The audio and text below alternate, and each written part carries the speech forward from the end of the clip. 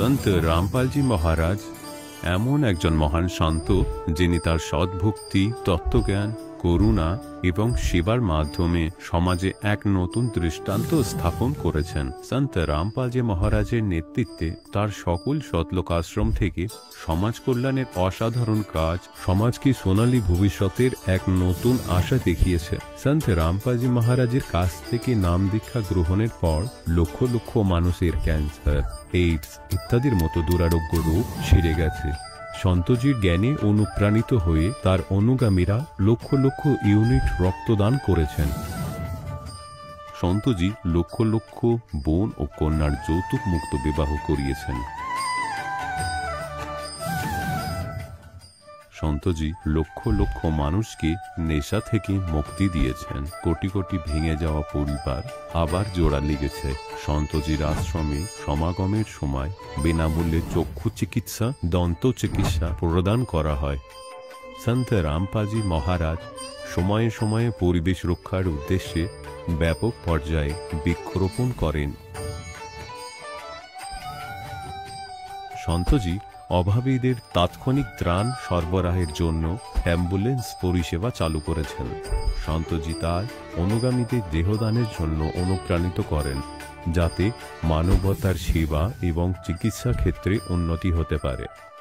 সন্ত রামপালজি মহারাজের সকল আশ্রমে প্রতিটি সমাগমে বিনামূল্যে ভান্ডারার আয়োজন করা হয়, যেখানে প্রতিটি শ্রেণী, প্রতিটি জাতি এবং প্রতিটি ধর্মের মানুষ একসাথে বসে খাবার খায়।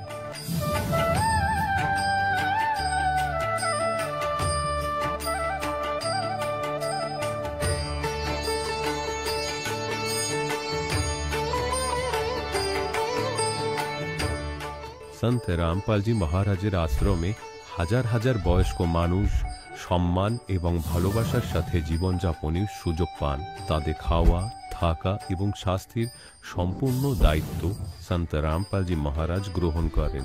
অনাথ শিশুদের জন্য সন্ত রামপালজি মহারাজের সকল আশ্রম কোনো আশীর্বাদের চেয়ে কম নয়। এখানে শিক্ষা, সংস্কৃতি এবং ভবিষ্যতের জন্য উন্নত সুযোগ প্রদান করা হয়। বন্যা হোক, ভূমিকম্প হোক বা মহামারী, সন্ত রামপালজি মহারাজ এবং তার অনুগামীরা সবসময় অসহায় মানুষের জন্য সবার আগে দাঁড়িয়ে থাকেন।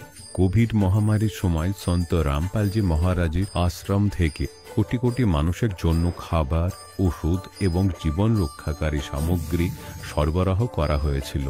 দরিদ্রদের সাহায্য হোক বা কোনো শোষিত ও নিপীড়িত শ্রেণীর অধিকার ও সম্মানের লড়াই, সন্ত রামপালজি মহারাজ সবসময় তাদের কণ্ঠস্বর সরকারের কাছে পৌঁছে দিয়েছেন এবং তাদের যথাযথ ন্যায় বিচার প্রদানে গুরুত্বপূর্ণ ভূমিকা পালন করেছেন। সমাজে আধ্যাত্মিক এবং সামাজিক মূল্যবোধ সম্পর্কে সচেতনতা বৃদ্ধিতে সন্ত রামপালজি মহারাজ প্রতিটি পদক্ষেপে মানবতার সত্যিকারের সেবক হিসাবে প্রমাণিত হয়েছেন। সন্ত রামপালজি মহারাজের জীবন আমাদের শেখায় যে সত্যিকারের সেবা হলো সেই সেবা যা নিঃস্বার্থভাবে করা হয়।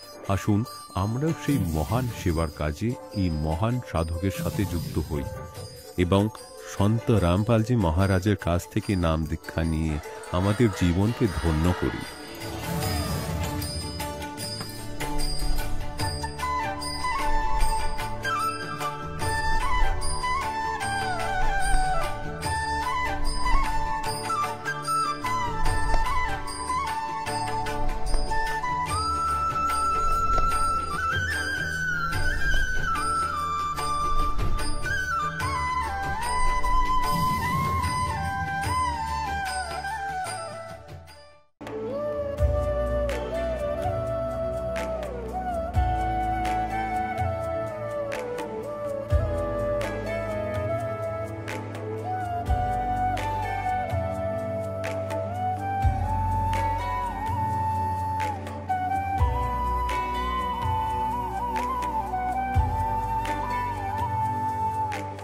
পবিত্র শ্রীমদ্ ভাগবত গীতা, পবিত্র 4 বেদ, পবিত্র কুরআন শরীফ, পবিত্র বাইবেল, পবিত্র গুরু গ্রন্থ সাহেব, পবিত্র কবীর সাগরের বাণীতে লুকিয়ে থাকা গূঢ় রহস্য অর্থাৎ তত্ত্বজ্ঞান জানার জন্য অবশ্যই শুনুন জগৎগুরু তত্ত্বদর্শী সন্ত রামপালজি মহারাজের অমৃত প্রবচন।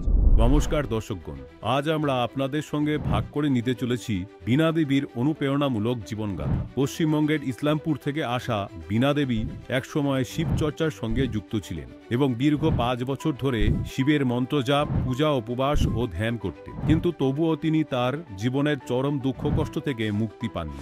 একসময় তিনি তার দীর্ঘদিনের পূজা সাধনা থেকে বিরত হয়ে সন্ত রামপালজি মহারাজের সৎসঙ্গ শুনে শাস্ত্র অনুসারে ভক্তির পথে চলতে শুরু করেন। এরপরে তার জীবনে এক অসাধারণ পরিবর্তন ঘটে। সন্ত রামপালজি মহারাজের থেকে নাম দীক্ষা গ্রহণের পর তার যত শারীরিক কষ্ট ছিল সেটা দূর হয়ে যায়, পারিবারিক অশান্তি মিটে যায়, এমনকি তার স্বামীও মদ ও লটারির খেলা ছেড়ে দেন। তিনি আজ সকল মা বোনদের কাছে অনুরোধ করেছেন তারা যেন সন্ত রামপালজি মহারাজের সৎসঙ্গ শোনেন ও শাস্ত্রসম্মত ভক্তি গ্রহণ করেন, যাতে সকলেই প্রকৃত শান্তি ও মুক্তির পথ খুঁজে পান। সম্পূর্ণ সাক্ষাৎকারটি শুনতে ভিডিওটি শেষ পর্যন্ত দেখতে থাকুন। নমস্কার। নমস্কার স্যার, আপনার নাম কি? আমার নাম বীণা সিংহ। বীণা দেবী, আপনি কোথা থেকে এসেছেন? আমি ইসলামপুর ওয়েস্ট বেঙ্গল থেকে বিলং করি। আপনি কবে সন্ত রামপালজি মহারাজের থেকে নাম দীক্ষা নিয়েছেন? আমি 2020-তে নাম নিয়েছি সদ্গুরু রামপাল মহারাজজির। সন্ত রামপালজি মহারাজ থেকে নাম দীক্ষা নেওয়ার আগে আপনি কি কোনো গুরু ধারণ করেছিলেন? আমি গুরু ধারণ করছিলাম, শিবের গুরু ধারণ করছিলাম। এখান শিব চর্চা থেকে আমি জড়িত ছিলাম। তো আমি 5 বছর এই গুরুজির মালা মন্ত্র করি। সেখান থেকে আমাকে 3টা মন্ত্র দিয়েছিল। যেরকম 3টা মন্ত্রর মধ্যে হলো, প্রথমটা বলছিল যে আমাকে নাম জপ করতে, দ্বিতীয়টা হলো চর্চা করতে, তৃতীয়টা হলো ধ্যান লাগাইতে। তো সেই আমি ইসে করতাম, ধ্যান লাগাইতাম। আর 24 ঘন্টার মধ্যে 108 বার আমাকে মালা করতে বলছিল, ওম নমঃ শিবায়, ওম নমঃ শিবায় বলে। তো সেই মালা জপও করতাম। আর বলছিল যখন আমি ধ্যান লাগাইতাম, বলছে শিবকে ধ্যান লাগাবা। যে ধ্যান লাগাইতাম আমি, শিব যে আমার গুরু, তো সে আমার দুঃখ কষ্ট সব নির্বাণ করবে। তো তার জন্য আমি সবসময় ওকেই শিবকেই ধ্যান লাগাইতাম। আচ্ছা, আপনি 5 বছর যাবৎ শিব চর্চার সাথে যুক্ত ছিলেন এবং শিবজির ধ্যান লাগাতেন, উনারই ভক্তি করতেন। তাহলে সন্ত রামপালজি মহারাজের কাছে কেন আসলেন? কি কারণ হতে পারে এটার? কেন যে আমি 5 বছর ধরে তো শিব চর্চা করছি বা শিবের মন্ত্র করছি, অনেক তো শিবের মন্ত্র করতে করতে অনেক আমার দুঃখ কষ্ট চলে আসছে। আর তারপরে আমি প্রত্যেক সোমবারে সোমবারে উপবাসও করতাম। আরও তার সঙ্গে দেবদেবী ছিল, তাদেরও মানে সাধনা করতাম। তারপরে এসব করার পরেও তো আমার অনেক দুঃখ কষ্ট চলে আসে। তবু আমি শিবের ওইটা ছাড়তাম না, মন্ত্রটা ছাড়তাম না, এই শিবের মন্ত্র করে থাকতাম। যখনই সময় পাইতাম, যে সব সময় শিবকে বলতাম যে শিব, আমি তো এত মানি, হে শিবগুরু, আমি তো এত মানি, কেন আমি আজকে এই কষ্ট ভুগতেছি, মাথা ব্যথা, এদিকে আমার কান ব্যথা, এদিকে আবার বাড়িতে অশান্তি, আমার বর দারু খাইয়ে আসতো, বাড়িতে নেশা ভাঙ করে আসতো, এগুলারও আমি কষ্ট পাইতাম, শান্তি পাইতাম না। আবার তবু আমি ভক্তি ছাড়ি নাই শিবগুরুর। জানি আমি শিবগুরু আমাকে এইখান থেকে মুক্তি করবে বা আমি লাভ পাবো, এই আশা করে বসেছিলাম। শিবের ভক্তি করতাম, কিন্তু আমি লাভ পাইনি। তবু কিন্তু আমি ভক্তি ছাড়িনি শিবের। আচ্ছা, আপনি যে সন্ত রামপালজি মহারাজের কাছ থেকে নাম দীক্ষা নিয়েছেন এবং উনার দেখানো পথ ধরেই অনুসরণ করছেন, তবে কি আপনি সন্ত রামপালজি মহারাজের থেকে কিছু লাভ পেয়েছেন? আমি অনেক লাভ পাইছি। সদ্গুরু রামপাল মহারাজজির কাছ থেকে নাম নেওয়ার পরে আমার অনেক লাভ হয়েছে। অনেক লাভ বলতে, আগে তো আমার শরীরে অনেক অসুবিধা ছিল, সেগুলা আমার নাই এখন মালিকের দয়ায়। যে মাথা ব্যথা ছিল, আমার মাথা ব্যথা দূর হয়ে গেছে। এবার কানের ব্যথা ছিল, এটাও দূর হয়ে গেছে। তারপরে যে আমার স্বামী নেশা করতো, এই নেশাও ছাড়ে দিছে। তারপরে ও লটারির নেশা ছিল, এই গুরুজির নাম নেওয়ার পরে, সদ্গুরু রামপাল মহারাজজির নাম নেওয়ার পরে এটাও আমার মানে বর ছাড়ে দিয়েছে। এখন গুরুজির নাম নেওয়ার পরে, সদ্গুরু রামপাল মহারাজজির নাম নেওয়ার পরে এখন আমরা অনেক শান্তিতে আছি। বীণা দেবী, আপনি 5 বছর শিবচর্চার সাথে যুক্ত ছিলেন। তো পশ্চিমবঙ্গের সাথে সাথে অন্যান্য রাজ্যেও যারা আজ শিবচর্চার সাথে যুক্ত আছে, তাদের আপনি কি বলতে চান? হ্যাঁ, মা বোনদের কাছে আমার এইটাই প্রার্থনা যে আমিও শিবজির বা শিবচর্চার ভক্তি করছিলাম 5 বছর ধরে। 5 বছর ধরে ভক্তি করছিলাম, সেটা আমাকে মন্ত্র দিয়েছিল ওম নম শিবায়, ওম নমঃ শিবায়। তো যখন আমি সদ্গুরু রামপাল মহারাজের শরণে আসলাম, তখন আমি বুঝতে পারলাম যে আমাদের শিবগুরু মানে মন্ত্র কি দিয়েছে। শাস্ত্র অনুকূল থেকে আমাকে সন্ত রামপাল মহারাজজি দিয়েছে মন্ত্র, যে এইভাবে শিবজির মন্ত্র করলে যে লাভ পাওয়া যাবে। সদ্গুরু রামপাল মহারাজজি শরণে আসে আমি বুঝতে পারলাম যে শিবজির কি মন্ত্র করলে আমরা লাভ পাবো বা লাভ উঠাইতে পারবো। তো মা বোনদের কাছে এটাই অনুরোধ যে যে সদ্গুরু রামপাল মহারাজজির সৎসঙ্গ শোনো। আর সাধনা চ্যানেলে 7:30টায় 7:30টা থেকে 8:30 অবধি সৎসঙ্গ দেয়, সেটা শোনো। আমাদের গুরুজির অনেক পুস্তক আছে, জ্ঞান গঙ্গা, জীবনের পথ, সেগুলা নেন, সেগুলা পড়েন আর স্বাস্থ্য অনুকূল ভক্তি করেন। যেরকম আমি সদ্গুরু রামপাল মহারাজজি শরণে আসে অনেক লাভ পাইলাম, আপনারাও লাভ পাবেন। কিন্তু স্বাস্থ্য অনুকূল থেকে ভক্তি যায় আমাদের সদ্গুরু রামপাল মহারাজজি। সন্ত রামপালজি মহারাজের কাছ থেকে নাম দীক্ষা নিতে গেলে কি করতে হবে? সদ্গুরু রামপালজি মহারাজজির কাছ থেকে নাম নিতে গেলে যে আমাদের যে বইগুলো আছে, জ্ঞান গঙ্গা, জীবনের পথ, তার বইয়ের পেজে নাম্বার দেওয়া আছে সদ্গুরু রামপাল মহারাজজির, যে যেখানে আমাদের কাছেরই হবে সেন্টার বা আশ্রম, সেখানকার নাম্বার দিবে, এই নাম্বারে যোগাযোগ করতে হবে। আর আপনারা যদি সৎসঙ্গের মাধ্যমে যদি নাম নিতে চান, নিচে একটা পেজের মধ্যে একটা নাম্বার যাওয়া আসা করে সেই নাম্বারে ফোন লাগায় যোগাযোগ করতে পারেন। তো এখান থেকে বলে দিবে যে কোন সেন্টার আপনার কাছে আছে, সেখান থেকে আপনি নাম দীক্ষা নিতে পারেন। বীণা দেবী, আমাদের চ্যানেলকে আপনার এই জীবন কাহিনী বলার জন্য অসংখ্য ধন্যবাদ। ধন্যবাদ। দর্শকগণ, এখন আপনি শুনলেন সন্ত রামপালজি মহারাজের থেকে দীক্ষা গ্রহণ করে সুখী হওয়া ভক্তের অভিজ্ঞতা। এখন দেখুন জগৎগুরু তত্ত্বদর্শী সন্ত রামপালজি মহারাজের মঙ্গল প্রবচন। और हमारी भगत सकल में शिखरी सकलेर ऊपर থাকে আমার ভক্ত, और जो मेरी भगत पे छोड़ी हुई तो हमारा नाम ना लेवे कोई। अब तंदे ही से पासा डारी। উনি তো ওখানে খেলতে লাগলেন, তারপর ভুলে টুলে গেলেন আর পৌঁছালেন সূক্ষ্ম রূপে মুরারি। পূর্ণ পরমাত্মা কবির সাহেব পৌঁছালেন পরমক্ষর ব্রহ্ম 3 লোকে প্রবেশ করে সকলের ধারণ পোষণ করেন। पहुंचे सूक्ष्म रूप मुरारी। अब खेचत खेचत खेच का शीशा सिर पर बैठे हैं जगदीशा। ध्रुव सुता के चीर बढ़ाए शंख शंखों पार नहीं पाए। ध्रुव सुता को दीन लीर जाके अंत बढ़ाए चीर। দুঃশাসন হাঁপিয়ে গেল, স্তূপ জমে গেল, বনটিকে নগ্ন হতে দেননি ভগবান। এখানে বলা হয়েছে देते को हर देता है जहां तहां से आन, না দিয়া ফের মাংতে ফেরিও ভগবান শুনেনি কান। তো এইরকম বিপদকেও কাটিয়ে দেন। আপনার দেওয়া ধর্মপূর্ণ কুপাত্রকে নয়, সুপাত্রকে দেওয়া হয়। তো এখানে শতলোক আশ্রম বরওয়ালার মধ্যে করা দান আপনার ফুলবে, পৃথিবীতে আর কোনো স্থানে নেই তা। এবার কি হলো যে কিছুদিন পর শ্রীকৃষ্ণের আগমন হলো। শ্রীকৃষ্ণ তো জানতেনই না যে কি ছিল। এখানে বলা হয়েছে তখন শ্রীকৃষ্ণকে সমস্ত কাহিনী বলা হলো যে এই রকম আপনি বড়ই দয়া করলেন গুরুজি, আপনি বড়ই সম্মান রক্ষা করলেন। দ্রৌপদী বলতে লাগলো এই হলো। হে ভগবান, হে গুরুদেব, আমার এমন এমন কোন পুণ্য ছিল যে আমার এত সম্মান রাখলেন আপনি? তখন শ্রীকৃষ্ণ দিব্য দৃষ্টি দিয়ে দেখে বললেন, একদিন তুমি তোমার পিতার ঘরে কুমারী ছিলে, সেই সময় এক সাধুকে তুমি কিছু কাপড় দিয়েছিলে 1 হাত মতো। 1 হাত মানে 9 ইঞ্চি চওড়া টুকরো নিজের শাড়ির থেকে ওই মহাপুরুষকে দিয়েছিল। আর যে কারণে ভগবান তোমার এত সাহায্য করলেন দ্রৌপদী। ওহো, তখন তার মনে পড়লে সে তো ভুলে ভালে গেছিল। রাজার মেয়ে আর একটা শাড়ির টুকরো কি করে সে মনে রাখতো? এইটা জানতো না যে সুপাত্রকে দেওয়া আর আবশ্যক স্থানে দেওয়া দানটাই কাজে আসে।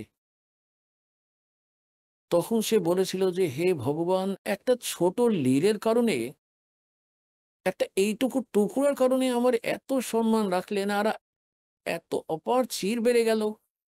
एक लीर के कारण वो गुण हो गए चीर अपार, और जब मैं पहले जानती तो सर्वस देती बार। যদি আমার আগে জানা থাকতো যে এমন মহাপুরুষকে দেওয়া দান এইরকম ফল দেবে, তাহলে না জানি কি দান করে দিতাম। তাই পুণ্যাত্রা এটাই সেই স্থান।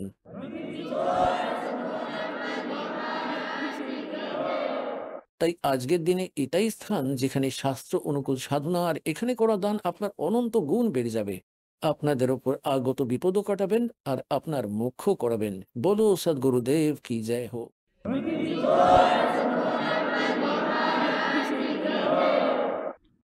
পরমপিতা পরমাত্মা পূর্ণব্রহ্ম সর্বসৃষ্টির রচনাকার কবির দেব কবির সাহেবের অসীম কৃপায় আপনারা সকল পুণ্যাত্মারা সৎসঙ্গ শোনার জন্য উপস্থিত হয়েছেন। সৌভাগ্য ওই প্রাণীদের যাদের মনুষ্য শরীর প্রাপ্ত হয়েছে এমন সময়। তাদের থেকেও ভালো কপাল ওই পুণ্য আত্মাদের যাদের ভগবানের প্রতি রুচি রয়েছে। আর তার থেকেও অধিক পুণ্য আত্মা যাদের শতলোক আশ্রম বরওয়ালা জেলার হিসার হরিয়ানাতে পৌঁছানোর সুবর্ণ সুযোগ প্রাপ্ত হয়েছে, এখান থেকে দীক্ষা প্রাপ্ত হয়েছে। মনুষ্য জীবন প্রাপ্ত হওয়া খুবই পুণ্যকর্মী প্রাণীদের কাজ হয়ে থাকে। আর মানব শরীর প্রাপ্ত প্রাণী পরমাত্মার তৃষ্ণা রাখে, সে তাদের থেকেও ভালো ভাগ্য, তাদের থেকেও পুণ্যকর্মী সে। আর যারা সদ্গুরুকে পেয়ে যায়, ওই মানব শরীরের মধ্যে সৎ সাধনা পেয়ে যায়, তো তাদের সৌভাগ্যের কোনো ধারণা নেই তারা কত পুণ্যকর্ম রেখেছে। যেমন ইংলিশের মধ্যে গুড বেটার বেস্ট হয়ে থাকে, গুড তো তারা যাদের মানব শরীর প্রাপ্ত আছে, আর বেটার হলো যারা ভগবানের জন্য ঘুরে বেড়াচ্ছে। কারণ ঘুরতে ঘুরতে কোথাও না কোথাও পরমাত্মার অবশ্যই রাস্তা মিলে যায়।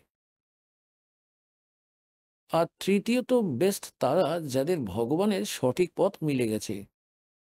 তাই তৃতীয় প্রকারে পুণ্যকর্মী প্রাণী হলেন আপনারা, যারা শতলোক আশ্রম বারওয়ালা জেলা হিসার হরিয়ানা থেকে এই দাসের কাছে দীক্ষিত হয়েছেন।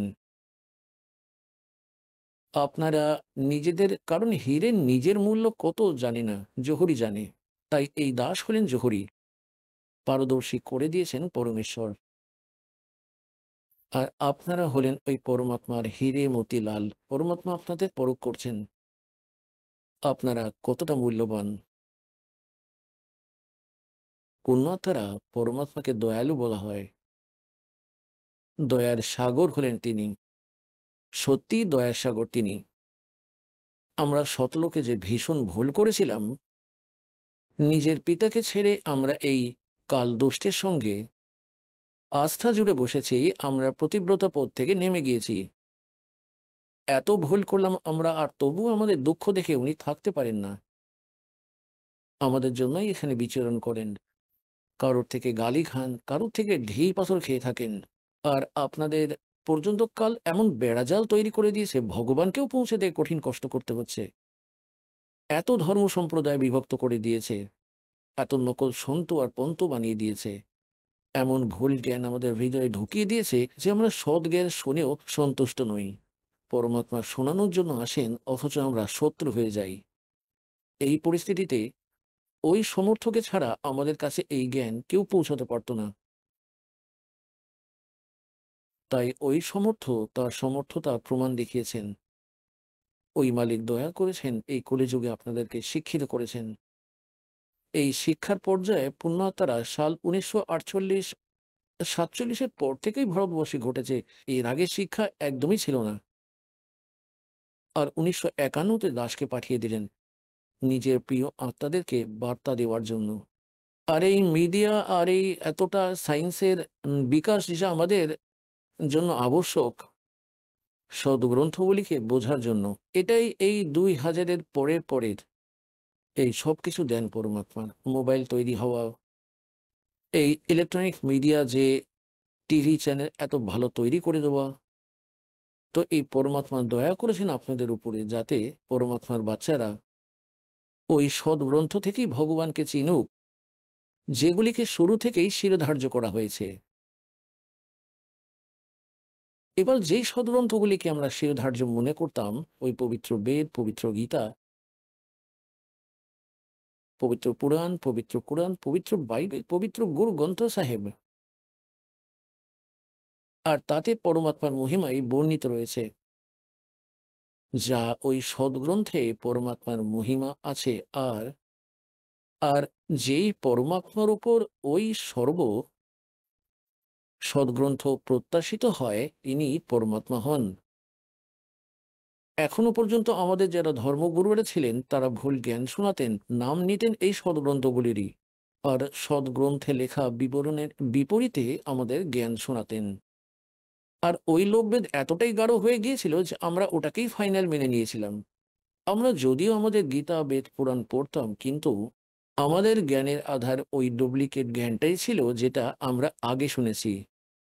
যে কারণে এখনো পর্যন্ত যতজন ঋষি, মহর্ষি আর বিশ্বের যত পন্থ জন্মেছে, তাদের বর্তমানের যত গুরু রয়েছেন, তারা সকলেই বিভ্রান্ত যে পরমাত্মা নিরাকার, আর সকল সদ্গ্রন্থের মধ্যে পরমাত্মা সাকার, নর আকার বলা হয়েছে। তো সেই লোকভেদ আমাদের হৃদয়ে সবার গেঁথে গিয়েছিল। সদ্গ্রন্থগুলিকে আধার মানতাম, জ্ঞান তার বিপরীতেই আমরা স্বীকার করে নিয়েছিলাম। তাকে সরানোর জন্য এই সদ্গ্রন্থগুলিকে আপনাদের সম্মুখীন করা অনিবার্য ছিল। আর এটাই কারণ যে আজ পরমাত্মার বাচ্চারা নিজের পিতাকে চিনতে পারছেন আর দৌড়ে দৌড়ে আসছেন, নিজের কল্যাণ করাচ্ছেন। পুণ্যাত্মারা এই স্থান থেকে যেই প্রাণীরই উপদেশ প্রাপ্ত হয়ে গেছে তার মোক্ষর জন্য সন্দেহ নেই। এটা আপনি একেবারে নিশ্চিত হয়ে যান, আপনার মোক্ষ 101% হবেই। কিন্তু এতে নিয়ম মর্যাদা সর্বপ্রথম। মর্যাদায় থাকলে ভগবান সর্বদা সঙ্গে থাকেন। মর্যাদা ভেঙে দিলে তো সীতার মতো হাল হবে, যে সামান্য অবহেলা করেছিল, লক্ষণ রেখা লঙ্ঘন করেছিল। আর তারপর সে ভেবেছিল যে কি, এই তো সামান্য লঙ্ঘন করেছি, কি যায় আসে, এখনই যাব, ফিরে আসবো আটা দিয়ে সাধুকে। আর সাধু বেশ ওই দুষ্ট রাবণ দাঁড়িয়েছিল। তো মর্যাদা ত্যাগ করার ফলে তার কত দুর্গতি হলো। 12 বছর পর্যন্ত রাবণের কাছে বন্দী ছিল, পড়েছিল। লক্ষ কোটি ব্যক্তি মারা গেল, তবে গিয়ে তার মুক্তি হলো। কতটা পাপের সে ভাগিনী হলো একটা সামান্য মর্যাদা লঙ্ঘন করার ফলে। ঠিক একই প্রকারে যে হংস ভক্ত পরমাত্মার হংস আর পরমাত্মার দেওয়া নিয়ম মর্যাদার উল্লঙ্ঘন করে ফেলবে, সে সীতার মতোই পস্তাবে আর বহু দূর চলে যাবে। এবার পুণ্যাত্মারা মনুষ্য শরীর প্রাপ্ত করে আমাদের কি করা উচিত, এই জ্ঞান সৎসঙ্গ থেকেই হয়। আর সৎসঙ্গে আসলে জানা যায় যে আমি কি করতাম আর কি বা করা উচিত ছিল। আমরা সাংসারিক ব্যবহারে এতটাই রানিয়ে গেছি, দেখা দেখি একে অপরের, আর আমরা এই কার্যকেই অন্তিম মেনে ফেলেছি। সন্তান হয়ে গেল, তাদের পালন পোষণ করো, বিবাহ করো, তারা চাকরি রোজগার পেয়ে যাক, ভগবান ব্যাস সব ঠিক হয়ে যাবে। না, এই যা কিছু হবার ছিল ওই বাচ্চার ভাগ্যেই ফল ছিল। যতক্ষণ আমরা সদ্ভক্তি না করি, যতক্ষণ আমরা সৎ সাধনা করছি না, পরম সন্তের স্মরণে আসছি না, ততক্ষণ নিজেদের ভাগ্যই প্রাপ্ত হতে থাকে বাচ্চাদের। প্রত্যেক মাতা পিতার চেষ্টা থাকে যে আমি আমার বাচ্চাদেরকে ভালো করে পড়াবো আর একটা ভালো চাকরি প্রাপ্ত করুক, তারা সুখী হোক। কিন্তু কত শতাংশ বাচ্চারা সফল হতে পারে আর কত শতাংশ তারপর সার্ভিস ইত্যাদি প্রাপ্ত করতে পারছে? সকলে তো একই উদ্দেশ্য নিয়েই পড়াশোনা করে থাকে। এর থেকে প্রমাণিত হয় যে তাদের ভাগ্যই তাদের সামনে বাধা হয়ে দাঁড়ায়, যতক্ষণ না তারা সদ্ভক্তি করে। আর যে সময় আমরা সৎ সাধনা শুরু করে দিই, ওই সময় পরমাত্মা আমাদের ভাগ্যের লিখন বদলানো শুরু করে দেন। ওই সমর্থ পরমাত্মাই আমাদের কর্মের অঙ্কন, কর্মের লিখন চেঞ্জ করতে পারেন। ওনার অতিরিক্ত কেউই না, না ব্রহ্মাজি, না বিষ্ণুজি, না শিবজি, না দুর্গাজি, না গণেশ, আর না ব্রহ্ম আর পরব্রহ্ম আমাদের ভাগ্যকে চেঞ্জ করতে পারবেন না। যার যেমন কর্ম সে তেমনই পাবে। ঠিক আছে, যারা পুণ্য করেন পুণ্য আলাদা জমা হতে থাকে, পাপ করলে তাদের পাপ আলাদা ডিপোজিট হতে থাকবে। আর দুটোই আপনাকে ভোগ করতে হবে। আর যখন আমরা পরমেশ্বরের স্মরণে চলে আসি, সৎপুরুষ কবি পরমেশ্বরজি স্মরণে, ওই পরম সন্তের মাধ্যমে, তারপর আমাদের পাপ কর্মের উনি বিনাশ করে দেন। উনি সক্ষম, উনি সমর্থ, আর আমাদের পুণ্যটাই শেষ থেকে যায়। যেমন আজকাল খেতে ফসলে আগাছা নষ্ট করার জন্য এমন সব ঔষধি তৈরি হয়ে গেছে যে তাতে সেচ কার্য করার সময় সেটাকে জলে গুলিয়ে দেওয়া হয়। ওটা সমস্ত ফসলে আর সব জায়গায় গুলে যায়। ওটা ফসলকে ক্ষতিহানি করে না, আর আগাছাকে শেষ করে দেয়। একই প্রকার এখন ওই ঔষধি যেটা পরমাত্মা এসে ডিক্লেয়ার করেছেন, সার্বজনীন করে দিয়েছেন ওই সৎ সাধনার দ্বারা, আপনাদের পাপের বিনাশ হয়ে যাবে, আপনাদের পুণ্য বেঁচে থাকবে। এখন এই কথাটা তো সবাই জানেন যে পুণ্য থেকেই সুখ হয়, আর পাপ দুঃখের কারণ হয়ে থাকে। যেমন কারোর পায়ে কাঁটা ফুটে রয়েছে, তো কাঁটা থেকে পীড়া হচ্ছে তার,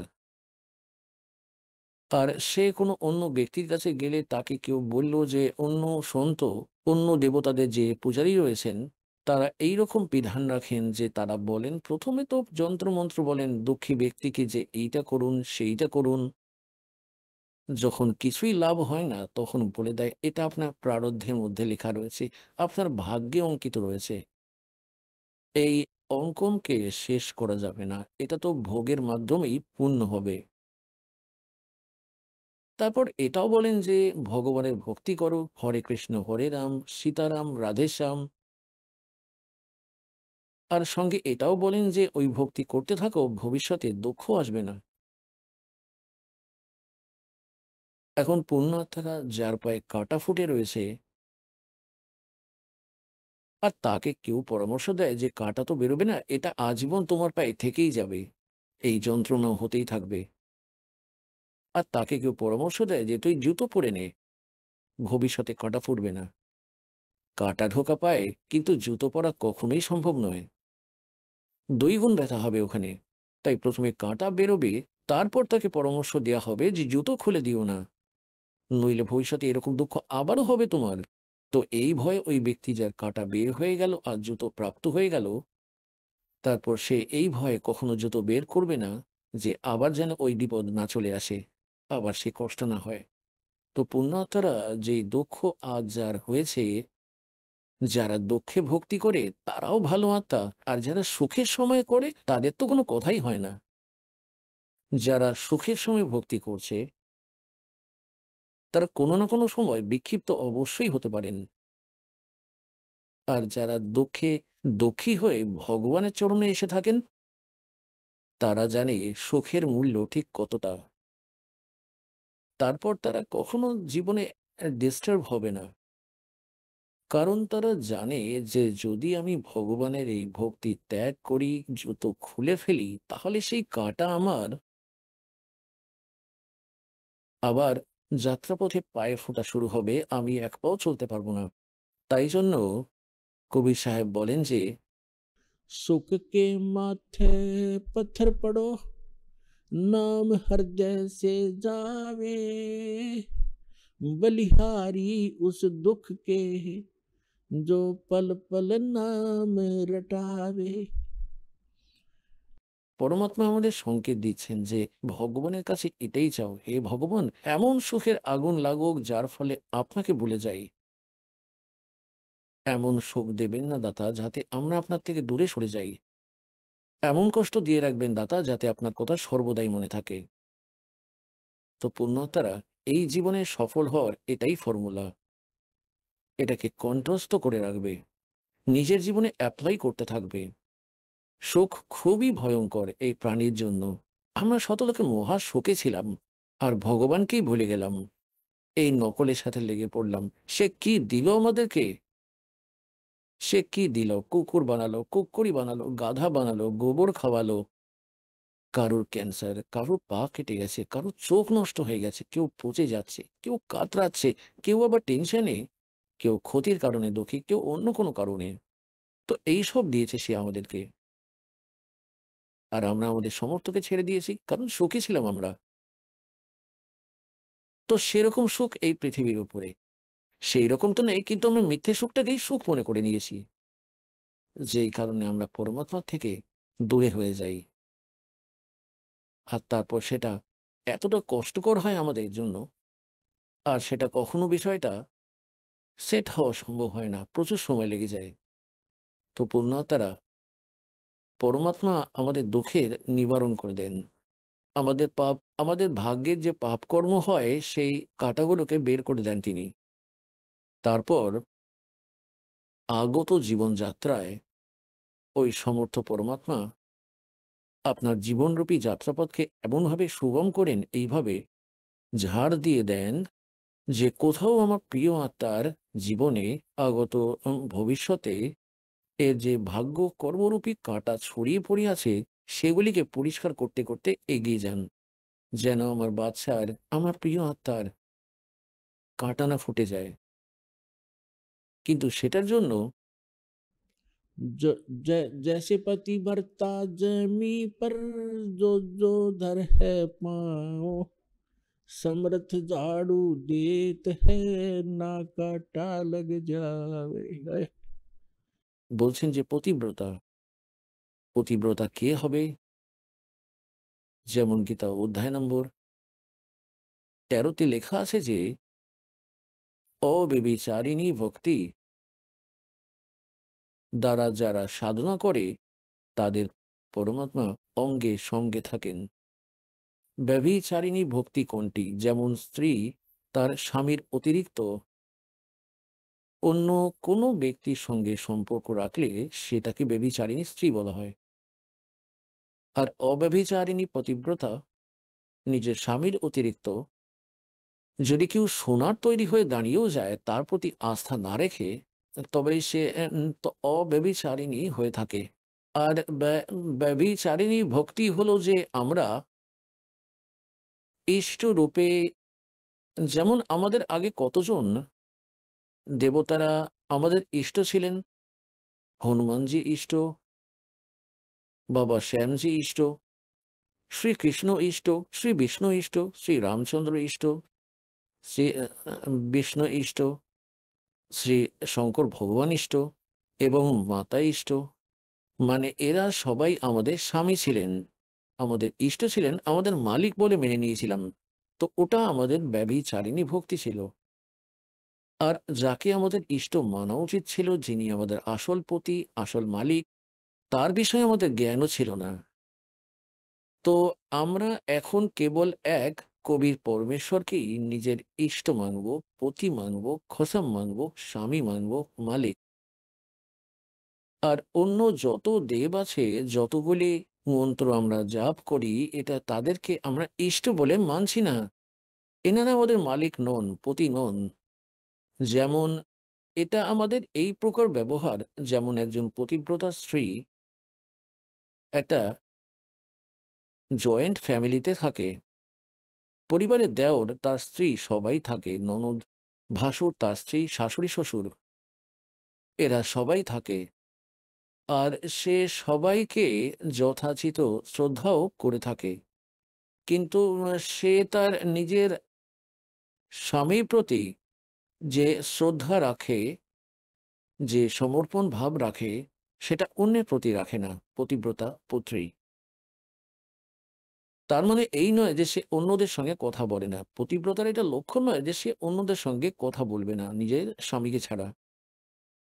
স্বামীর সঙ্গে যে সম্পর্ক রয়েছে, যে সমর্পণ রয়েছে, সেটা কেবল স্বামীর সঙ্গে সম্পর্কিত। বাকি সবার সঙ্গে মৃদু ভাষা, প্রেমের সহিত কথা বলা, সকলকে যথাচিত শ্রদ্ধা করা, রিলেটিভ আসলে তাদেরকে ভালোবেসে খাবার খাওয়ায়, সুন্দরভাবে কথা বলে, তো তাকেই পতিব্রতা স্ত্রী বলা হয়। আর পতিব্রতা যদি নিজের স্বামীর অতিরিক্ত অন্যদের সঙ্গে সাধারণভাবে কথা না বলে, তাহলে সে কলেশী, ছাই পতিব্রতা সে। তাই একই প্রকার আমাদেরও একটা জয়েন্ট ফ্যামিলি রয়েছে। যেমন এইখানকার 3 লোকের প্রধান যারা, শ্রী ব্রহ্মা রজগুণ, শ্রী বিষ্ণু সদ্গুণ, শ্রী শিবজি তমগুণ, এনারা সবাই আমাদের পরিবার। আর দেবী যারা, এনাদের পত্নীরা, তারাও আমার জন্য আদরণীয়, তারাও আমাদের জন্য আদরণীয়, রেসপেক্টিভ।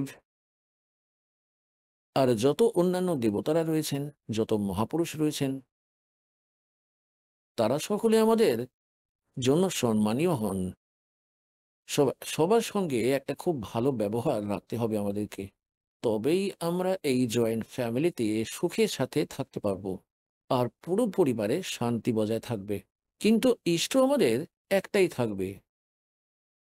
যেমন পতিব্রত মেয়েটি সবাইকে ভালোবাসে, যেমন বোন, ননদ, ছোট বড়দেরকে তাদের স্তরের, আর দেওরের স্ত্রী, ভাসুরের স্ত্রী, ভাসুর দেওরের সঙ্গে, শ্বশুর শাশুড়ির সঙ্গে ভালোভাবে থাকে।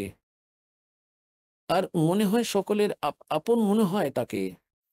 আর যেই সময় সে তার স্বামীর সঙ্গে আলাদা হয়ে যায়, জয়েন্ট ফ্যামিলি যখন ভিন্ন ভিন্ন হয়ে যায়, আলাদা হয়ে যায়, তারপর দেখবে তাকে কার প্রতি আস্থা ছিল? তার ভাগে, তার দিকে যা জিনিসপত্র পড়বে সবকিছু তুলে নিয়ে যাবে, চামচও ছাড়বে না তার দিকে। আর নিজের স্বামীর সঙ্গে ওই বাড়িতে চলে যাবে যেটা তার ভাগে পড়েছে। তো সেই দিন জানা গেল যে সে কাকে পূজা করত? সে পূজা স্বামীকে করছিল, আর সম্মান সবারই করতে হয়। একই প্রকার যখন আমরা আমাদের শতলোকে যাব, আমাদের স্বামী, কবির দেব, মালিক, আমরা ওনার আত্মারা, আর এখানে যতদিন আমরা এখানে থাকবো সকলেই দেবতা এখানকার। এদের সঙ্গে আমাদের অনেক দরকার আছে, কারণ যেমন প্রধানমন্ত্রীর ব্যক্তি আর হিসারে থাকে সে। এবার এখানকার কাজ তো ডিসি, এমপি, মুখ্যমন্ত্রী এদেরকেই করতে হবে। একটা শুধু ফোন করার দেরি আর কাজ হাজির হয়ে যাবে। তো আপনারা এতটাই সুবিধা পেয়ে যাবেন ওই সমর্থ স্মরণে আসার পরে। কিন্তু এরা খারাপ নয়, এরা ওনার শত্রু থোড়াই, তারা তো ওনার মিত্রই। তাই ঠিক একই প্রকারে আমরা আমাদের কবি পরমাত্মাকে অ্যাজ আ ইষ্ট পূজা করব, আর বাকি এই সকল দেব আমাদের শ্রদ্ধেয়, এরা আমাদের সমস্ত কাজ দৌড়ে দৌড়ে করে দেবে। আপনাদের সঙ্গে থাকবেন, আপনাদের সুরক্ষা দেবেন, কারণ আপনারা সমর্থের সন্তান। প্রধানমন্ত্রী কোনো রিলেটিভ এখানে আসলে তারপর দেখবেন এসপি, ডিসি কেমন হাজির হয়ে যাবেন ডেইলি তার সামনে। তো বলার অর্থ হলো এই যে এরা খারাপ নন, আমাদের যত দেবতারা রয়েছেন আমাদের সাথী, তারা ভালো আত্মা। কিন্তু আমরা তাদেরকে অতিষ্ঠ করতে থাকি। এখন যেমন আমাদের কোনো কাজ হওয়ার আছে মুখ্যমন্ত্রীর কাছে, আর আমরা অ্যাপ্লিকেশন করি বারে বারে ডিসিকে। ওই ডিসির মাথায় ব্যথা ধরে যায়, সে বারে বারে বলতে থাকে যে আমি করতে পারবো না, আপনি এটা মন্ত্রী, মুখ্যমন্ত্রীর কাছে নিয়ে যান। আর আমরা তবুও তাকেই আর্জি লাগিয়ে যাই, জয় হোক, জয় হোক তোমার, আপনি করবেন যা করার। পড়েই থাকবে ওই অ্যাপ্লিকেশন, সেটা কিছু করতেই পারবে না। তাই আমরা ভুল এখানেই করতাম, আমাদের যে কাজ সমর্থর দ্বারা হওয়ার ছিল তাকে আমরা জানতামই না। আর আমরা আর্জি লাগাতাম ওই দেবতাদেরকে, এনারা তো কিছু করতেই পারতেন না। এনারা আরো দুঃখী হন, যেটা আমি করতে পারবো না আমার সামনে। এরা রোজ হাত জোর করে দাঁড়িয়ে পড়ে, দাঁড়িয়ে এসে। তো এই প্রকারে আমরা অজ্ঞানতার কারণে আমাদের টাইম ওয়েস্ট করতাম, আর ওই লাভ থেকেও বঞ্চিত রয়ে যেতাম যেটা ভগবানের কাছ থেকে পাওয়ার কথা ছিল। যখন প্রতিব্রতা পদে আমরা চলে আসব, जैसे पतिव्रता पति से राती आन पुरुष नहीं भावे बस हर में सुरत प्रीतम में ऐसे ध्यान लगावे। যেমন মেয়ের বিবাহ হয়ে গেলে নিজের স্বামীর ঘরে চলে যায়, তারপর আবার নিজের মাতা পিতার ঘরে আসলে ওখানে সে নিজের পরিবারের মধ্যে থাকে, কিন্তু উপর থেকে হাব ভাব একদম সবার সঙ্গে কথা বলে, খাওয়া দাওয়া করে, সমস্ত সেবা করে, ঝাড় দেয়, সাফাই করে, কিন্তু ভেতর থেকে তার মন তার স্বামীর মধ্যেই সবসময় একটা টান লেগেই থাকে। তার অতিরিক্ত সে কারোর মধ্যে টান উপলব্ধি করে না। তো এখানে পরমাত্মা বলছেন যে जो पति भरता पति से राती, রাতি মানে তার মধ্যে লীন আছে। আন পুরুষ নেই ভাবে, অন্য ব্যক্তিকে তার রুচি হতেই পারে না, এই গুণই থাকে পতিব্রতার মধ্যে। और बसे पी हर में फिर भी सुरत प्रीतम में ऐसे ध्यान लगाए। তো এই পথে যখন আমরা চলে আসব, আমরা এখানে পিতার ঘরে থাকছি, আর এখানে সবার সঙ্গে মিলে ঝুলে থাকতে হবে আমাদেরকে। কিন্তু আমাদের অন্তঃকরণের যে পরিস্থিতি, অন্তঃকরণের মধ্যে যে চাওয়া, সেটা আমাদের কবির স্বামীর মধ্যে রয়েছে, ওই সমর্থ পতির মধ্যে অটুট থাকতে হবে। তারপর যখন আমরা এখান থেকে যাব, এই সংসার ছেড়ে সোজা ওইখানেই পৌঁছে যাব, কারণ আমাদের আশা আশা তা বাসা হই মন করো মতন সমরিয়া সই। তো এইরকম স্থিতিতে আসবার পরে যখন আমরা পরমাত্মা কবির যে অতিরিক্ত কারোর কাছেই আধ্যাত্মিক লাভের ইচ্ছা করব না আমরা, যদি আমরা কোনো আর্জি লাগাই তো আমাদের পতিকে, আমাদের স্বামীকেই বলবো, তিনি সেটা যে কারোর দ্বারাই করাক, সেটা তো ওনারই কাজ, যে কারোর মাধ্যমেই করাক, উনি সমর্থ, তো তবেই আমরা সফল হব। সেই সময় যখন আমরা এমন স্থিতিতে চলে আসব, সেই সময় পরমাত্মা নিজের বাণীতে নিজেই আমাদেরকে সতর্ক করছেন, जैसे जैसे पतिव्रता जमी पर जो जो धर है पाँव और समर्थ झाड़ू देत है ना काटा लग जावे। সমর্থ ঝাড়ু দিতে দিতে যান, যে যেন আমার প্রিয় আত্মাকে জীবনরূপী সফরে পাপরূপী কাটা না লেগে যায়, তার দুঃখ না হয়। তো পুণ্যাত্মারা, যখন আমরা পরমাত্মার সৎ ভক্তি করব, তাতে আমাদের পাপ নাশ হয়ে যাবে আর পুণ্য শেষ রয়ে যাবে। जब ही सतनाम हृदय धरो भयो पाप को नासे जैसे चिंगारी अग्नि की भाई पड़े पुराने गासे। যেই সময় বলা হয় যে আপনার শতনাম প্রাপ্ত হয়ে যাবে, সেই সময় থেকেই আপনার পাপে আগুন লাগানো শুরু করে দেবে। যেমন লক্ষ টন ঘাস ফুস পড়ে আছে শুকনো, আর যতই বড় এলাকা জুড়ে থাকুক, আর তাতে একটা দেশলাই কাঠি লাগিয়ে দিলেই একটা কাঠি সেটাকে পুড়ে সোহা করে দেবে। আর বইবে ঝড়, জোরে হাওয়া বইবে, সেটাকে উড়িয়ে দেবে এদিক ওদিক, এবং ওই স্থান ক্লিয়ার হয়ে যাবে। তাই আমাদের যুগ যুগ ধরে যুগে যুগের পাপ একত্রিত সংগৃহীত রয়েছে সঞ্চিত কর্মে। আর এখন পরমাত্মার এই সত্য নাম আর আপনাদের সত্য নিষ্ঠা, পতিব্রতা পদে ব্যভিচারিণী ভক্তির কারণে আপনাদের পাপ কর্মের স্তূপে আগুন লেগে যাবে। जैसे सूरज के आगे बदरा ऐसे कर्म छयारे प्रेम की पवन करे चत मंजन झलक तेज नयारे। যেমন সূর্যের সামনে মেঘ, এমন কর্মের ছায়া রে। আত্মা আর পরমাত্মার মাঝে যেমন সূর্যের মাঝে মেঘ চলে আসলে সূর্যের প্রপার যে প্রকাশ হয় সেটা আমাদের কাছে পৌঁছাতে পারে না, আর এমন মনে হয় যেন অন্ধকার হয়ে গেছে, রাত হয়ে গেছে। তো পুণ্যাত্মাগণ যখন ঝোড়ো হাওয়া বইতে থাকে, মেঘগুলিকে এদিকে ওদিকে সরিয়ে দেয়, তারপর সূর্যের সেই তেজ যথাযথ আপনার দৃষ্টিগোচর হয়। ঠিক এই প্রকারে যুগ যুগ ধরে পাপ কর্মের ছায়া আত্মা আর পরমাত্মার মাঝে বাধা হয়েছিল। এই শতনাম আর সত্য শ্রদ্ধা আর নিষ্ঠা দিয়ে ভক্তি করলে সেটা এমনভাবে সরে যাবে ওই মেঘ, ছেটে যাবে ওই পাপের বাদল। जैसे सूरज के आगे बदरा ऐसे कर्म छयारे प्रेम की पवन करे चित मंजन झलके तेज नयारे। প্রেমের পবন চলবে পরমাত্মার ভক্তি আরম্ভ করলে।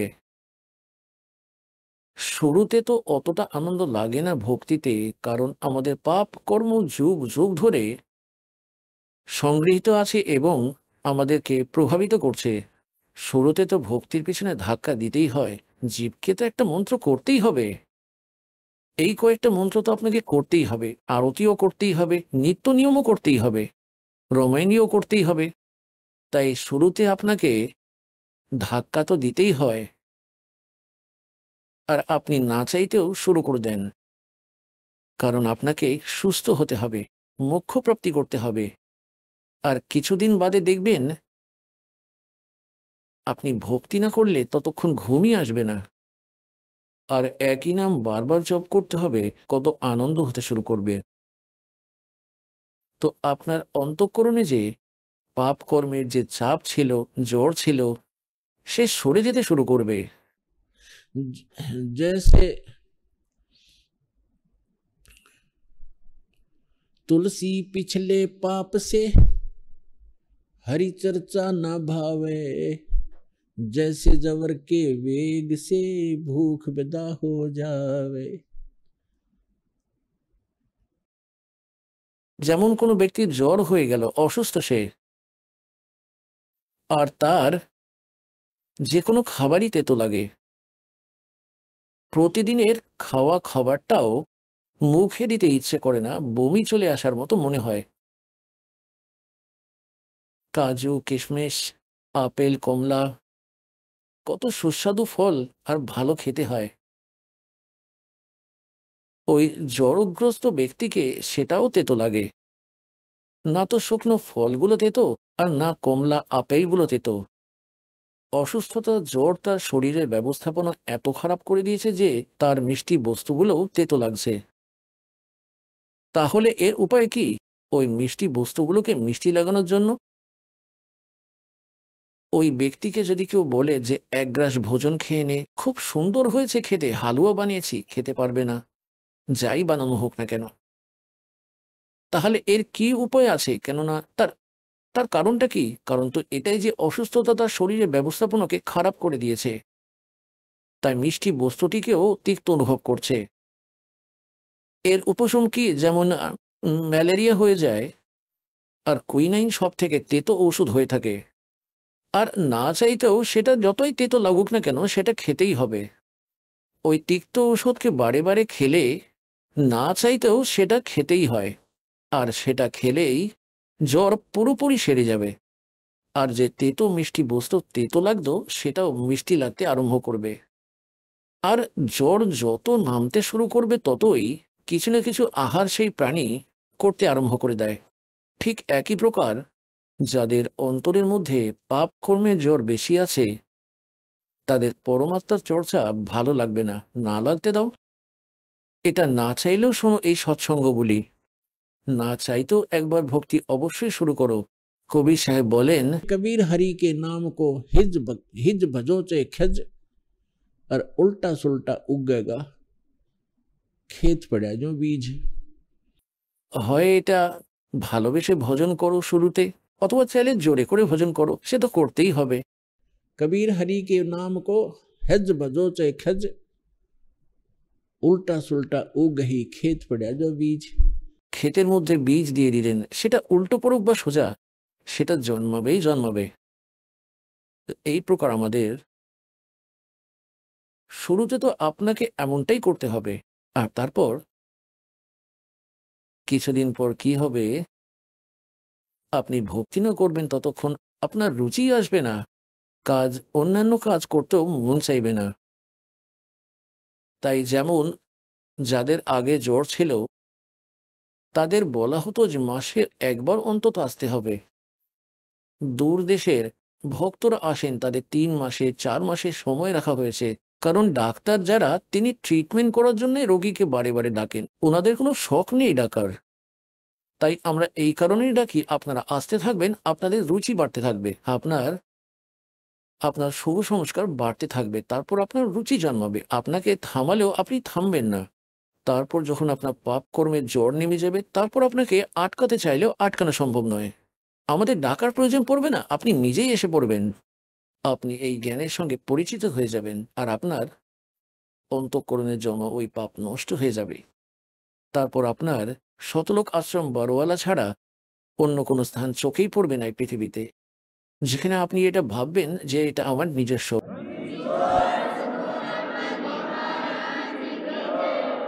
তাই এখানে পরমাত্মা বলছেন, যেমন কবির সাহেব বলছেন, কবির পিছলে পাপ সে हरि चर्चा ना सुहावे, या ऊँघ है या उठ चले, না ওরা বাদ চালাবে। যেমন আমরা দেখি কয়েকবার কোনো ভক্তকে আমরা সঙ্গে নিয়ে যাই সৎসঙ্গে, গুরুজির সৎসঙ্গে, এমনি বলে তুলে ভালোবেসে কোনো জানা পরিচিত কেউ লোক লজ্জায় পড়ে চলে আসে, তো কিছুক্ষণ তো বসবেই, সে সৎসঙ্গ শুনবেই, তারপর হয় ঘুমোতে শুরু করবে, এরকম তখন আমরা নাড়া দিই, ঘুমাবে না। তখন বললো চলো ভাই চলো ভাই চলো ভাই, আমার কিছু কাজ মনে পড়ে গেল। সে না তো নিজে শুনবে না আমাদেরকে শুনতে দেবে, তার পাপটাকে টিকতে দেয় না। কবির সাহেব বলেন, কবির পিছলে পাপ সে হরিচর্চা না সুয়াবে, আর কে উঙ্গে আর কে উঠ চলে না উড়ে বাদ চলাবে। সৎসঙ্গ চলতে থাকে, সে যাকে আমরা সঙ্গে নিয়ে আসি এক দুইবার এরকম চান্স হয়। ওদিকে সৎসঙ্গ চলছে, মাঝখানে অন্য কোনো কথা মনে করিয়ে দেবে। ওই কাজ ছিল না একটা, আমাদের ওখানে যেতে হতো, তাকে আমরা বলি দাঁড়িয়ে যাও, কিছুক্ষণ সৎসঙ্গ শুনে নাও, তারপর কথা বলবো। তারপর বলবে আমি যাচ্ছি, তুই আসিস পরে। যা ভাই, আমরা তো উঠতে পারবো না, কারণ আমরা যেই উদ্দেশ্যে এসেছি সেই কাজ করেই যাব। আমরা জানতাম ভগবানের ওই থার্মোমিটার দিয়ে জেনে গিয়েছিলাম যে ওর জ্বর আছে এখন। তাই কবির সাহেব বলেন, কবির পিছলে পাপ সে হরিচর্চা না সুয়াবে, আর কে উঙ্গে কে উঠ চলে না উড়ে বাদ চলাবে। আর তারপর ওই প্রাণীকেই দেখেছি আমরা, এক দুইবার এইভাবে আসলেন। তারপর কেননা ইঞ্জেকশন লেগে গেলে সৎসঙ্গে আসা মাত্রই 10-20 মিনিটও বসে থাকে প্রাণী, তাতেও নরম হয়ে যায় তার ভাব।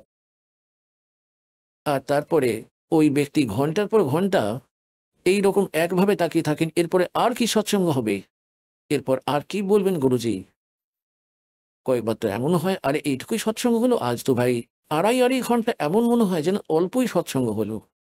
তখন পাপ আপনার কেটে গেছে আর ভগবানের প্রতি রুচি বেড়ে গেছে। যেমন অসুস্থ ব্যক্তি প্রথমে একটা রুটি বড় জোর খেতে পারত, ঔষধ সেবন করতে শুরু করে তারপর দেখবেন যখন জ্বর নেমে যায় তখন শুকনো রুটি হবে, সেটাও বলবে নিয়ে আয় ফটাফট, সবজি দরকার নেই, শুকনোই খেয়ে নেবে। আর প্রথমে তো সমস্ত সুস্বাদু ভোজন তৈরি করে রাখা হয়, 36 প্রকারের ভোজন, সেটাও ভালো লাগতো না।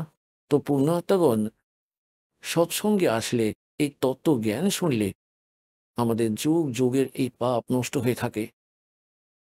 যতক্ষণ আমরা সৎসঙ্গে না আসবো, অন্য কোনো স্থানই নেই যেখানে আমাদের পাপ বিনাশ হতে পারে। যখন আপনারা সৎসঙ্গে যান, তো যে কোনো কাজেই আপনি যান, তো সেখানে তো আপনি আপনার রুজি রুটি রোজগার ব্যবসার ব্যক্তিদেরই পাবেন। তার মধ্যে একই চর্চা বিচার, একই রকম মনোভাব, একই রকম ক্রিয়া হবে, সেখানে তো আপনার পাপ বাড়বেই বাড়বে। এবার যেমন এখন কেউ ঠিক আছে কাজ করতেই হবে, ফিল্ডেও যেতেই হবে, আর সবকিছুই আমাদের করতেই হবে, কিন্তু তার জন্য উপায় বলা হয়েছে। যেমন আপনারা প্রতিদিন কাপড় পরেন আর কাজ করেন, কেউ দিন মজুরি করেন, কেউ চাকরি করেন বা অন্য কিছু ব্যবসা করেন, কেউ চাষ করেন, তো কাপড় ময়লা হয়, ময়লা হবে স্বাভাবিক সেটা তো। তাহলে সেটার উপায় হলো যে তাতে সাবান আর জলের প্রয়োগে তাকে স্বচ্ছ করো, প্রতিদিন ধোও সেটাকে। ঠিক এই প্রকারই যতক্ষণ আমরা ভক্তি না করব, যতক্ষণ আমরা সৎসঙ্গরূপী এই সরোবরে না আসবো আর রাম নামে সাবান না লাগাবো, ততক্ষণ আমাদের অন্তঃকরণ রূপী এই শরীর চোলা যেটা আছে অন্তঃকরণ, তা ময়লা আর ময়লাই জমেছিল, পাপ আর পাপ একত্রিত ছিল। এখন আপনি শুনলেন সন্ত রামপালজি মহারাজের মঙ্গল প্রবচন। আসুন এখন শুনি সন্ত রামপালজি মহারাজের থেকে নাম দীক্ষা গ্রহণ করে এবং সদ্ভক্তি করে আশ্চর্যজনক লাভ অর্জনকারী অনুগামীদের অভিজ্ঞতা। নমস্কার দর্শকগণ, আজ আমরা আপনাদের সামনে উপস্থিত হয়েছি সিন্টু গড়াইজির এক অনুপ্রেরণামূলক গল্প নিয়ে। তিনি এক সময় শ্রী বিষ্ণু ও শ্রীকৃষ্ণের ভক্তি সাধনা করতেন, কিন্তু পরে সন্ত রামপালজি মহারাজের শিষ্যদের মাধ্যমে জ্ঞান গঙ্গা গ্রন্থ প্রাপ্তির পর জানতে পারেন যে তার আগের সাধনাগুলো শাস্ত্রসম্মত নয়। এরপর তিনি সন্ত রামপালজি মহারাজের কাছ থেকে নাম দীক্ষা গ্রহণ করেন এবং তার জীবন আমূল পরিবর্তিত হয়। তিনি শারীরিক, মানসিক, আর্থিক এবং আধ্যাত্মিক দিক থেকে আশ্চর্যজনকভাবে উন্নতি লাভ করেছেন। এমনকি দীর্ঘদিনের কিডনির সমস্যাও কেটে গেছে, শুধুমাত্র গুরুদেবের আশীর্বাদে, কোনো ওষুধ ছাড়াই। সন্ত রামপালজি মহারাজের দেওয়া জ্ঞান তাকে কিভাবে মুক্তির পথ দেখিয়েছে, চলুন শুনি সিন্টু গড়াইজির নিজের মুখে। নমস্কার স্যার। সৎ সাহেব, আপনার নাম? সিন্টু গড়াই, আপনি কোথা থেকে এসেছেন? ঝাড়গ্রাম জেলা। স্যার, সন্ত রামপালজি মহারাজের কাছ থেকে নাম দীক্ষা নেওয়ার আগে আপনি কি ভক্তি সাধনা করতেন? আমি বিষ্ণুর ভক্তি সাধনা করতাম, কৃষ্ণর ভক্তি সাধনা করতাম, দেবদেবীদের পূজা অর্চনা করতাম, এছাড়া আরও অন্য দেবদেবতাদের পূজাও করতাম, অনেক কিছুই করতাম। স্যার, সন্ত রামপালজি মহারাজের কাছ থেকে নাম দীক্ষা নেওয়ার আগে আপনি শ্রী বিষ্ণুর এবং কৃষ্ণের ভক্তি সাধনা করতেন। তাহলে সন্ত রামপালজি মহারাজের খোঁজ আপনি কোথা থেকে পেলেন? সন্ত রামপালজি মহারাজের শিষ্যরা সব বই সেবায় গেছিল। আমি একটি পুস্তক জ্ঞানগঙ্গা বই প্রাপ্ত করি ওইখান থেকে, দিয়ে ওইটা পড়ি এবং ওইটার থেকে জ্ঞান আমি প্রাপ্ত করি। রামপালজি মহারাজের ওই জ্ঞানগঙ্গা বই থেকে পড়ে আমি আগে যেগুলো ভক্তি সাধনা করতাম ওগুলা স্বাস্থ্য বিরুদ্ধে ভক্তি সাধনা করতাম। আর ওইটা পড়ে জ্ঞানগঙ্গা পড়ে আমি বুঝতে পারি এটা আমি ভক্তি সাধনা রামপালজি মহারাজের খান থেকে নাম দীক্ষা নিয়ে আমি ভক্তি সাধনা করছি, স্বাস্থ্য অনুকূল ভক্তি সাধনা করছি। স্যার, আপনি বললেন আপনি আগে বিষ্ণুজি এবং শ্রীকৃষ্ণের ভক্তি সাধনা করতেন, তারপরে সন্ত রামপালজি মহারাজের কাছ থেকে নাম দীক্ষা নিলেন। শুনলে শোনা যায় কি সন্ত রামপালজি মহারাজজি নাকি দেবী দেবতাদের ভক্তি ছাড়ান, এটা কতটা সত্যি কথা? সন্ত রামপালজি মহারাজ দেবী দেবতাদের ভক্ত ছাড়াই না, উনি সৎ ভক্তি বলেন এবং পথ দেখান এবং মূল মন্ত্র দেন। ওই মন্ত্র আর কারো কাছে পাওয়া যায়নি। সন্ত রামপালজি মহারাজে একমাত্র স্বাস্থ্য অনুকূল ভক্তি করান এবং বলেন।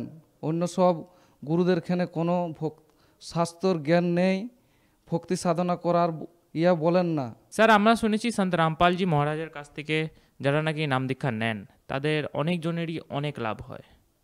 আপনার কি কি লাভ হয়েছে? আমার সন্ত রামপালজি মহারাজের খান থেকে নাম দীক্ষা লিয়ার পরে অনেক লাভ হয়েছে। আগে আমার কিডনির প্রবলেম ছিল 1-1.5 বছর আগে। ইউরিন হতো, পেচ্ছাবের প্রবলেম ছিল, জ্বালা করতো, শরীর শুকনা হয়ে যেত, মনে হচ্ছে যে আর বাঁচব নি। তারপরে আমি সন্ত রামপালজি মহারাজের খান থেকে নাম দীক্ষা নিয়ে প্রাপ্ত করি এবং এখন আমি ভালো আছি, আমার সুস্থ আছি। কিডনির প্রবলেম ছিল, এখন সব একবার ঠিক হয়ে গেছে, একটুকুনো ওষুধ আমি খাইনি। সন্ত রামপালজিকে বলেছিলাম আপনি আমার ডাক্তার, আমি কোনো ডাক্তারের কাছে যাব না, ওষুধ খাবো না, আপনিই যা করবেন গুরুদেব। সন্ত রামপালজি মহারাজ উনিই একমাত্র ভগবান, উনিই আমাকে এই রোগের কাছ থেকে মুক্তি করেছেন এবং ভালো করেছেন। এখন আমি সুস্থ আছি, আমার বাড়িতেও সবাই সুস্থ আছে। আগে ভূত প্রেতের বাধা হতো, সেটা থেকেও আমি মুক্তি পেয়েছি। আর ব্যবসাও করতাম আমি, ব্যবসা থেকেও আমার অনেক কিছু উন্নতি হয়েছে। একমাত্র রামপালজি মহারাজের আশীর্বাদেই আমার সব হয়েছে। সন্ত রামপালজি মহারাজের নাম দীক্ষা নিয়ে আসার পরেই আমার আধ্যাত্মিক লাভ হয়েছে, ব্যবসায় হয়েছে, আর আমি সৎভক্তি করছি রামপালজি মহারাজের আশীর্বাদে। আর্থিক লাভও হয়েছে ব্যবসায় আমার, এখন আমি ঠিক আছি, রামপালজি মহারাজের ভক্তি সাধনা করছি। স্যার, আপনি বললেন আপনার অনেকই লাভ হয়েছে, আপনার আর্থিক লাভ, শারীরিক লাভ এবং মানসিক লাভ এবং আধ্যাত্মিক লাভও হয়েছে। তাহলে আপনি আমাদের দর্শকদেরকে, যারা নাকি আপনাকে এখন টিভিতে দেখছেন, তাদেরকে আপনি কি বার্তা দিতে চান, কি বলতে চান? আমি সমাজকে এই বার্তা দিতে যাই যে সন্ত রামপালজি মহারাজের খানে নাম দীক্ষা প্রাপ্ত করুন, নিজের আত্মকল্যাণ করুন এবং সকল বিপদ থেকে রক্ষা পান। স্যার, আপনার বার্তা শুনে যদি কেউ নাম দীক্ষা নিতে চায় সন্ত রামপালজি মহারাজের কাছ থেকে, তাহলে কিভাবে নাম দীক্ষা নেবে? নাম দীক্ষা নেবে ওই টিভিতে, মোবাইলে সৎসঙ্গ হয়, সৎসঙ্গর নিচে একটি নাম্বার বেরোয়। এবং আমাদের সব শিষ্যরা, সন্ত রামপালজি মহারাজের শিষ্যরা সব পুস্তক সেবায় যায়। জ্ঞানগঙ্গা, জীবনের পথ, ওই বই আপনি প্রাপ্ত করুন।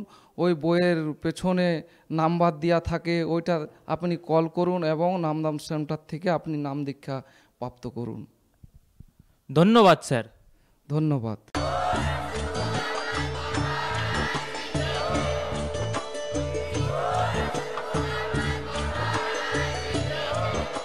আপনারা শুনছিলেন জগৎগুরু তত্ত্বদর্শী সন্ত রামপালজি মহারাজের মঙ্গলময় প্রবচন। অধিক তথ্য জানার জন্য ভিজিট করুন আমাদের ওয়েবসাইট www.jagatgururampalji.org।